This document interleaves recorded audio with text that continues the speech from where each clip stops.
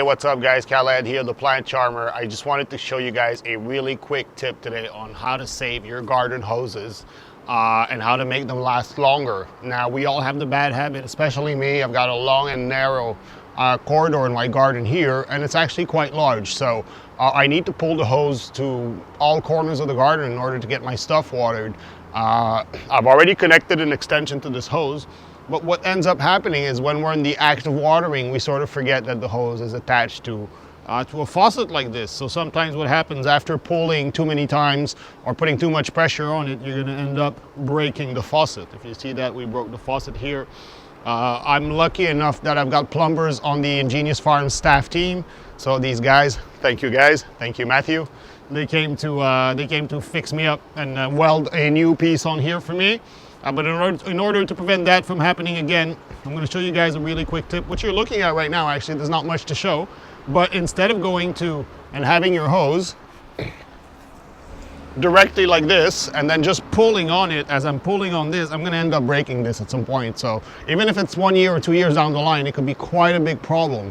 Now, I have a valve right inside this window which shuts off access to this water, so I'm lucky with that. But you may not have that valve inside your house, and it may turn into a big problem for you, because if this breaks and you can't stop the water from there, you'll have to cut off all of the water inside the building until it's fixed. Simple stuff. Just tie a little knot like this in it, get yourself a piece of wood screwed into the wall, or you can do it around around the railing of your deck, or wherever no one's going to be able to pull that item out of where it is. So something really solid. Just do that here. Now the loop's already made, but I go like this, and what this really does for me is when I'm actually pulling on this hose here, it's impossible to pull the hose and pull on this and put pressure on this at the same time. So whenever I go anywhere in the garden, the pressure is actually on here. So the hose may end up breaking at some point. I mean, it's normal. It's not due to this, it's just normal wear and tear, but your faucet here is gonna stay cool. So just quick tip for you, really useful. Can be a real pain to replace once it happens.